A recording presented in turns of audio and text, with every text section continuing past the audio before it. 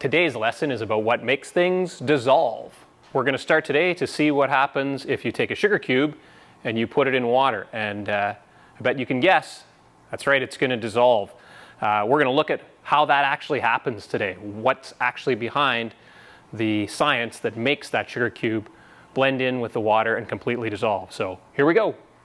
So we now have our sugar cube in the water, and we're going to watch to see what happens as it dissolves.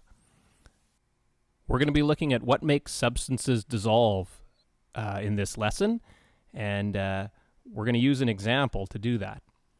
So if we draw a picture here, and we use these blue X's to represent water particles and the red circles to represent sugar particles, well, we're going to see what happens here to make this sugar cube dissolve in the water. So there's our key. We got blue X's are water, red circles are sugar particles. Now, we're going to see what happens over time here.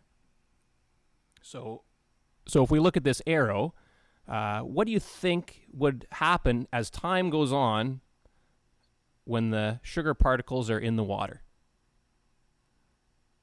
You got it. The sugar particles are going to start to break apart, and the water is going to actually start to break it down and hit against the sugar particles. So they're going to attract, and actually they're going to attract the sugar particles as well. So they'll pull them apart because there are attractive forces between all the particles that make up matter. The water particles move around, and then they break up the sugar cube particles and pull them apart. Then, when it's completely dissolved, what do you think it's going to look like? I hope you got that right.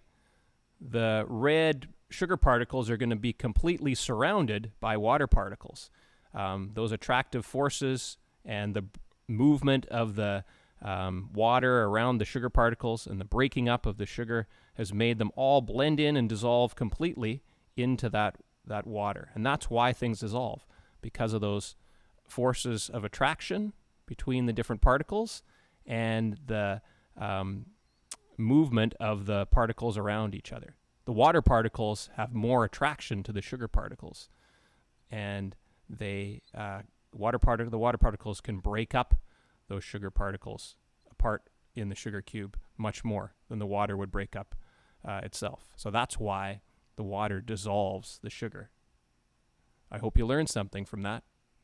Now we'll continue with the sugar cube dissolving. It's going to take a little while. This is in real time now. And you can see that the sugar cube is slowly starting to break down a little bit. There are bubbles of air coming out that were trapped in the sugar cube. And what's going to happen now is you can see that those water particles are attracting the sugar particles. It's sped up now 450 times faster than normal. And as the sugar cube starts to break down, the water particles are surrounding those sugar particles and attracting them as they start to move around. The sugar particles will be completely surrounded by those water particles. And you can sort of see it happening there as the sugar particles move up into the water. Just a second here, I actually did stir it a little bit just to make things a little faster. But it's still there a little bit. You can see that bit of sugar on the bottom just starting to be surrounded by the water. And there, look at that. It's completely dissolved.